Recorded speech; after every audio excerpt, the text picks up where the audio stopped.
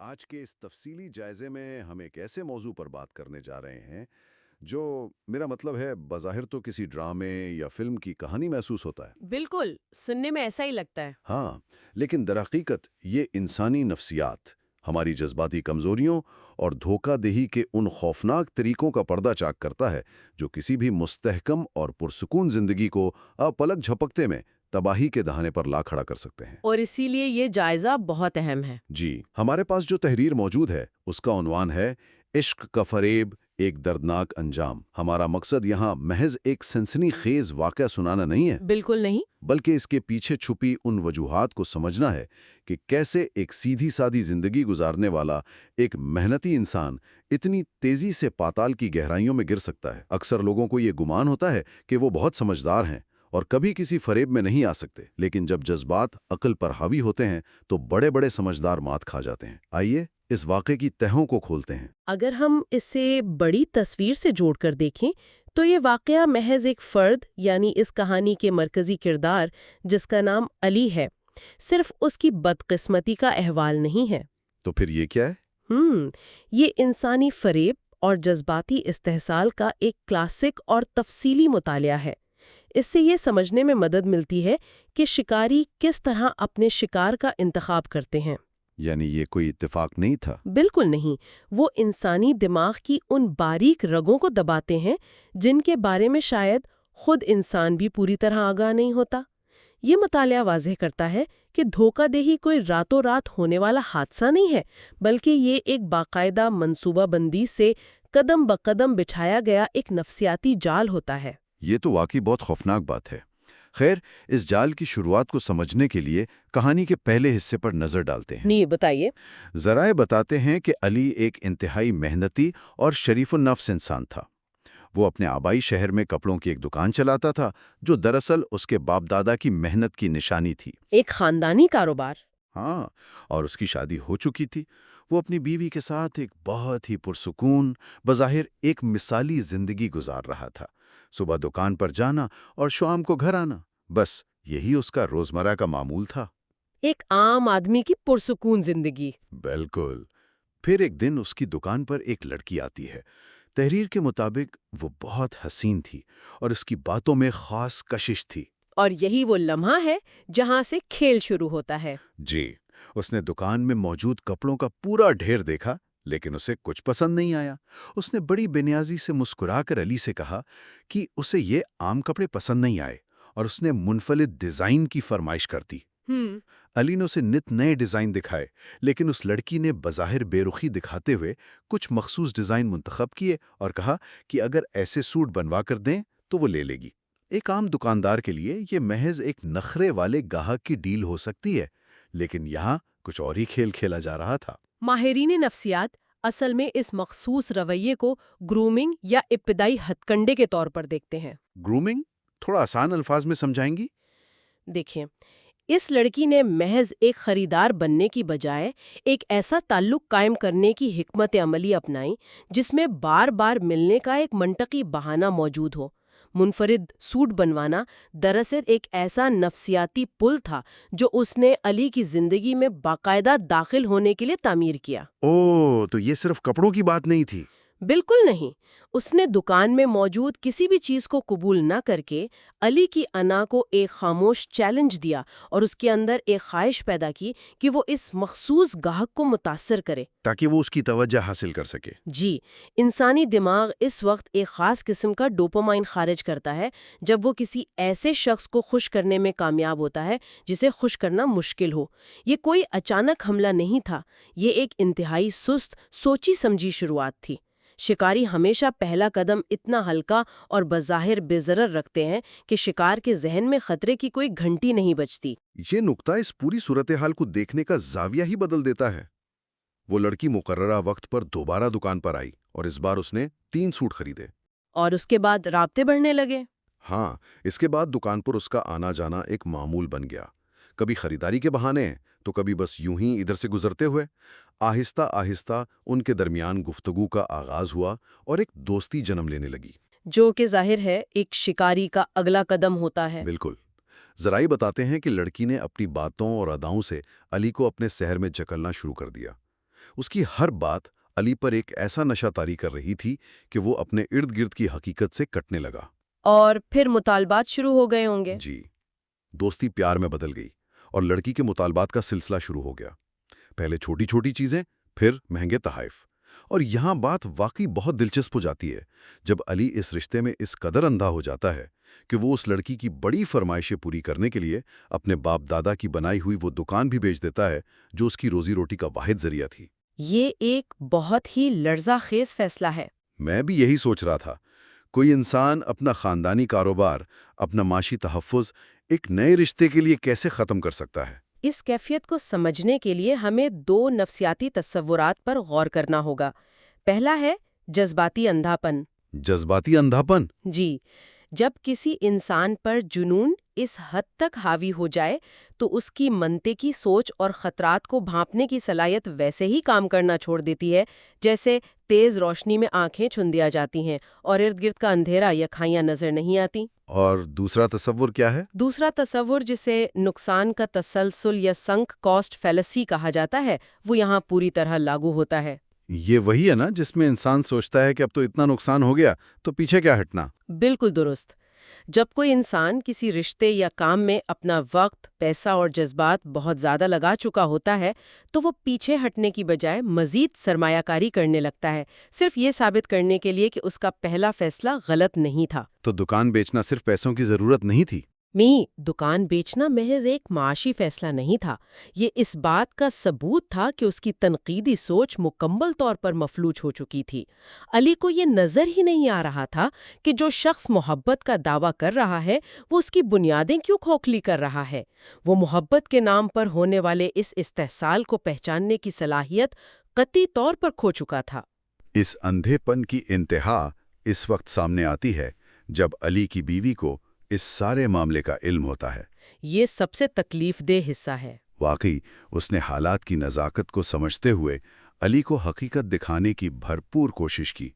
وہ روئی، اس نے پرانے رشتوں کے واسطے دیے، اپنے آنے والے بچے کا حوالہ دیا تاکہ کسی طرح علی اس طلسم سے باہر آئے۔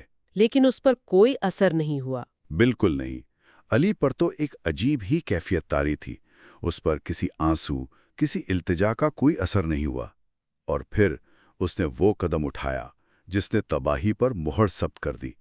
اس نے اپنی حاملہ بیوی کو، جو اس کا اصل سہارا تھی، گھر سے نکال دیا۔ یہ انتہائی قدم شکاری کی کامیابی کی علامت ہے۔ ہاں، وہ بے سہارا عورت اپنے ماں باپ کے گھر پناہ لینے پر مجبور ہو گئی، جہاں کچھ مہینوں بعد اس کے ہاں ایک بیٹی کی ولادت ہوئی۔ لیکن علی اپنی اس نئی دنیا میں اس قدر مگن تھا کہ اسے اپنے ہی خون اور اتنے پرانے وفادار رشتے کی کوئی پرواہ نہ تھی۔ یہ سمجھنا مشکل ہے کہ انسان اپنی نسلوں کی کمائی اور سچے رشتوں کو ایک کھوکھلے سراب کے لیے اتنی بے رحمی سے کیسے کاٹ پھینکتا ہے۔ جب انسان کسی شدید جذباتی وہم یا فریب کا شکار ہوتا ہے تو شکاری کی سب سے بڑی کامیابی یہ ہوتی ہے کہ وہ شکار کو اس کے تمام سماجی اور خاندانی سہاروں سے کاٹ دے، تاکہ وہ بالکل تنہا ہو جائے۔ جی، شکاری جانتا ہے کہ خاندان اور پرانے دوست وہ لنگر ہیں جو انسان کو حقیقت کی زمین سے جوڑے رکھتے ہیں۔ بیوی کا رونا، بچے کا واسطہ دینا، دراصل وہ تلخ حقیقتیں تھیں جو علی کے اس خوابناک فریب سے ٹکرا رہی تھیں۔ تو علی نے حقیقت سے فرار اختیار کیا۔ شکاری کی نفسیاتی چالوں کے زیر اثر انسان ان لوگوں کو اپنا سب سے بڑا دشمن سمجھنے لگتا ہے جو اسے حقیقت دکھانے کی کوشش کرتے ہیں۔ علی نے حقیقت کا سامنا کرنے کی بجائے حقیقت کو ہی اپنی زندگی سے بے دخل کر دیا۔ اور شکاری یہی چاہتے ہیں۔ بالکل، وہ ہمیشہ یہی چاہتے ہیں کہ ان کا شکار بالکل تنہا رہ جائے، کیونکہ ایک تنہا انسان مکمل طور پر ان کے کنٹرول میں ہوتا ہے۔ اپنوں سے کٹ جانے کے بعد علی کے پاس اس فریب کے علاوہ اور کوئی جائے پناہ نہیں بچی تھی، اور یہیں سے اس کے مکمل زوال کا راستہ صاف ہوا۔ اور کہانی کا تیسرا حصہ اسی زوال کی خوفناک تصویر پیش کرتا ہے۔ جی، کیا ہوا پھر؟ وہ لڑکی جس کے لیے علی نے اپنی وفادار بیوی، اپنے اندیکھے بچے اور اپنی ساری جمع پونجی کی قربانی دی تھی، ایک رات علی کے پاس موجود آخری بڑی رقم اور مکان کے کاغذات سمیٹ کر غائب ہو گئی۔ یہ تو ہونا ہی تھا۔ کے بعد اس پر یہ لرزہ خیز حقیقت آشکار ہوئی کہ وہ لڑکی کوئی عام انسان یا محبت کرنے والی عورت نہیں تھی۔ بلکہ ایک پیشور دھوکہ باز تھی۔ بالکل، وہ ایک پیشاور روبیروپیا تھی۔ اس کا باقاعدہ پیشہ ہی یہی تھا کہ امیر، خوشحال اور جذباتی طور پر کمزور لوگوں کو اپنے جال میں پھنسا کر ان کا سب کچھ لوٹ لے۔ یہ بہت ہی بھیانک انکشاف ہے۔ اس انکشاف کے بعد علی کا جو زوال ہوا وہ رونگٹے کھڑے کر دینے والا ہے۔ دکان پہلے ہی بک چکی تھی، سر سے چھت چھن گئی اور وہ سڑک پر آ گیا۔ جن دوستوں کے ساتھ وہ اٹھتا بیٹھتا تھا انہوں نے بھی اس سے منہ پھیر لیا۔ کیونکہ وہ ان سب کو پہلے ہی ناراض کر چکا تھا۔ ہاں، ایک بھرا پورا دکاندار محض چند مہینوں میں فٹ پاتھوں پر سونے اور بھیک مانگنے پر مجبور ہو گیا۔ ایک انسان کا آسمان سے زمین پر یوں گرنا کئی سوالات کو جنم دیتا ہے۔ یہاں جو بات سب سے زیادہ حیران کن ہے وہ یہ ہے کہ پیشاور دھوکہ باز صرف مال یا دولت نہیں لوٹتے، وہ انسان کی پوری سماجی اور نفسیاتی ہستی کو مٹا کر رکھ دیتے ہیں۔ وہ انسان کو اندر سے ختم کر دیتے ہیں۔ جی، وہ انسان کو اندر سے اتنا کھوکھلا کر دیتے ہیں کہ وہ کہیں پناہ مانگنے یا دوبارہ کھڑے ہونے کے قابل نہیں رہتا۔ علی کے دوستوں کا منہ پھیر لینا اس بات کی عکاسی کرتا ہے کہ علی نے اپنے جنون کے دور میں یقیناً ان دوستوں کو خود سے دور کیا ہوگا۔ اور حاملہ بیوی کو نکالنے کی وجہ سے بھی۔ بالکل، حاملہ بیوی کو گھر سے نکالنے جیسے انتہائی قدم کی وجہ سے اس کا پورا سماجی حلقہ اس سے بیزار ہو چکا تھا۔ دھوکہ باز نے تو صرف اس کا پیسہ لیا، لیکن علی نے اس کے زیر اثر اپنا سماجی دائرہ، اپنا وقار اور اپنا خاندان خود تباہ کیا۔ اور جب یہ احساس ہوتا ہے تو انسان ٹوٹ جاتا ہے۔ جب حقیقت کی دھوپ پڑتی ہے اور فریب کا پردہ چاک ہوتا ہے تو انسان کو سب سے زیادہ تکلیف اس بات کی ہوتی ہے کہ اس نے خود اپنے ہاتھوں سے اپنی تباہی کا سامان کیا۔ یہ احساس جرم اور یہ شرمندگی انسان کو اپنوں کے پاس واپس جانے سے روکتی ہے، اور یہی نفسیاتی بوجھ اسے فٹ پاتھوں اور بھیک مانگنے تک لے جاتا ہے۔ یہ احساس جرم ہی وہ دیمک تھی جو علی کو اندر سے کھا رہی تھی۔ اور اب ہم اس واقعے کے چوتھے اور آخری حصے کی طرف آتے ہیں، جو اس پورے جائزے کا سب سے لرزہ خیز اور دردناک منظر ہے۔ یہ حصہ سن کے واقعی دل دہل جاتا ہے۔ جی، علی بھوک، بیماری اور دربدری سے بالکل نڈھال ہو چکا تھا۔ اس کی حالت اتنی بگڑ چکی تھی کہ وہ اپنے پیروں پر کھڑا بھی نہیں ہو سکتا تھا۔ رینگتے اور گھسٹتے ہوئے وہ آخرکار اسی گلی کے کونے تک پہنچنے میں کامیاب ہو گیا جہاں اس کی بیوی نے اپنے والدین کے گھر پناہ لی تھی۔ وہ اپنے خاندان کے پاس واپس جانا چاہتا تھا، لیکن اب بہت دیر ہو چکی تھی۔ وہاں اس نے دیکھا کہ ایک چھوٹا سا بچہ گلی میں کھیل رہا ہے، ایک ایسا بچہ جو ہو بہو علی کی پرچھائی تھا۔ وہ اس کا اپنا بیٹا تھا۔ یہ اس کی اپنے بیٹے سے پہلی ملاقات تھی۔ ہاں، یہ منظر دیکھ کر علی کے ضبط کا بندھن ٹوٹ گیا، آنکھوں سے آنسو بہنے لگے۔ اس نے لڑکھڑاتی ہوئی آواز میں اپنے بیٹے کو پکارنا چاہا، مگر نکاہت اور شدت جذبات سے آواز حلق میں ہی دم توڑ گئی۔ اور عین اسی لمحے اس کی بیوی باہر آ گئی۔ جی، اس کی بیوی گھر کے دروازے سے باہر آئی۔ تحریر کے مطابق اس کے چہرے پر مشقت اور دکھ کے گہرے نشانات تھے، مگر اس سب کے باوجود ایک عجیب سا وقار تھا۔ اس نے زمین پر رینگتے ہوئے علی کو پہچان لیا۔ اور پھر جو ہوا وہ بہت گہرا سبق ہے۔ اور یہاں پہنچ کر کہانی ایک ایسا موڑ لیتی ہے جو سوچنے پر مجبور کر دیتا ہے۔ بیوی کی آنکھوں میں نہ تو کوئی پرانی محبت تھی، نہ کوئی انتقام کی آگ، اور نہ ہی کوئی غصہ۔ وہاں صرف ایک گہرا سناٹا تھا، ایک مکمل بے حسی۔ اس نے آگے بڑھ کر اپنے بیٹے کا ہاتھ پکڑا، اسے سینے سے لگایا اور علی کو ایک اجنبی، ایک حقیر فقیر سمجھ کر اس کی جھولی میں روٹی کا ایک ٹکڑا ڈالا اور دروازے پر تالا لگا کر اندر چلی گئی۔ اس نے اسے بالکل ایک بھکاری سمجھا جو وہ بن چکا تھا۔ علی اس روٹی کو دیکھتا رہا اور دھارے مار کر رونے لگا۔ وہ اسی چوکھٹ کے باہر سردی اور درد میں تڑپتا رہا، اور اسی رات خاموشی سے اس کی جان نکل گئی۔ اسے غسل اور کفن دینے والا بھی کوئی اپنا نہ تھا۔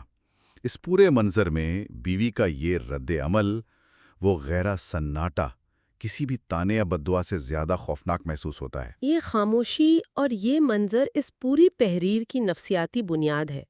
عام طور پر یہ سمجھا جاتا ہے کہ محبت کا الٹ نفرت ہے، لیکن انسانی نفسیات اس نظریے کو رد کرتی ہے۔ محبت کا الٹ نفرت نہیں ہے؟ جی نہیں، محبت کا الٹ نفرت نہیں بلکہ بے حسی ہے۔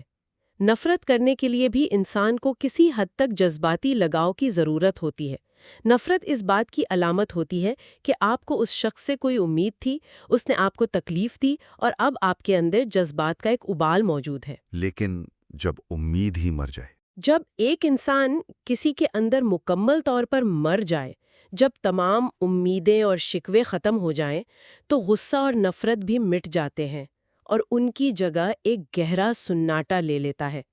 بیوی کی آنکھوں کا وہ سناٹا اس بات کا سب سے بڑا ثبوت تھا کہ علی اس کی جذباتی دنیا میں اب کوئی وجود نہیں رکھتا۔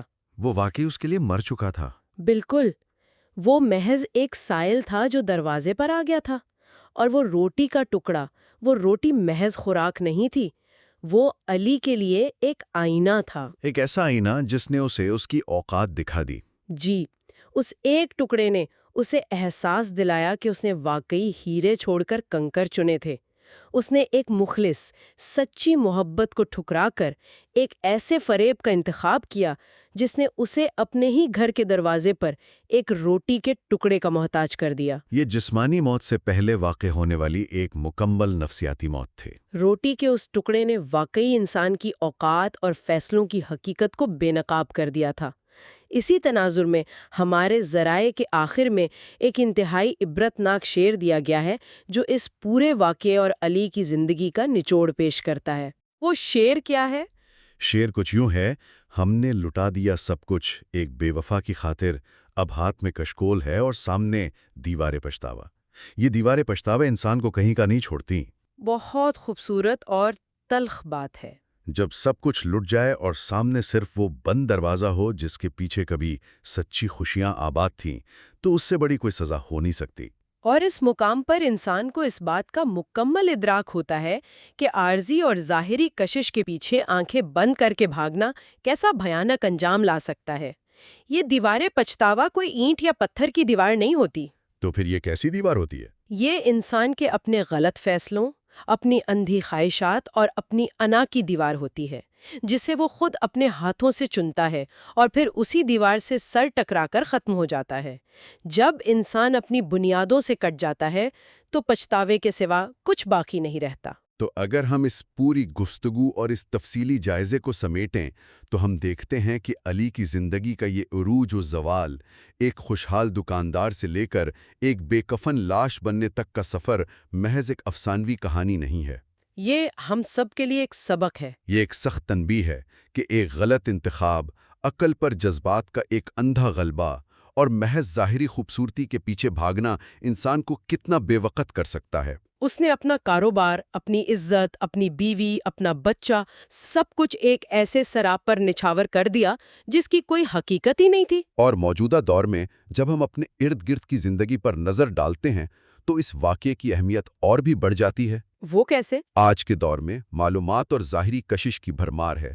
ہر طرف ڈیجیٹل اور حقیقی دنیا کے ایسے فریب بکھرے پڑے ہیں جو بظاہر بہت دلکش نظر آتے ہیں۔ یہ تجزیہ ہمیں یہ سکھاتا ہے کہ ہر چمکتی ہوئی چیز سونا نہیں ہوتی۔ بالکل، ہمیں بہت محتاط رہنے کی ضرورت ہے۔ کسی بھی نئے تعلق، کسی بھی پرکشش پیشکش یا کسی بھی اندھی تقلید سے پہلے اس کے پس پردہ مقاصد کو پرکھنا بے حد ضروری ہے۔ انسانی دماغ کی تنقیدی سوچ، مخلص رشتے اور اپنی جڑوں سے جڑے رہنا ہی وہ واحد ڈھال ہیں جو ایسے روپ پہروپیوں اور ان کے بچھائے گئے نفسیاتی جالوں سے محفوظ رکھ سکتی ہیں۔ اور جب ہم خود ہی یہ ڈھال گرا دیں تو کیا ہوگا؟ جب انسان ان ڈھالوں کو خود گرا دیتا ہے تو اس کا دفاع مکمل طور پر ٹوٹ جاتا ہے، بالکل علی کی طرح۔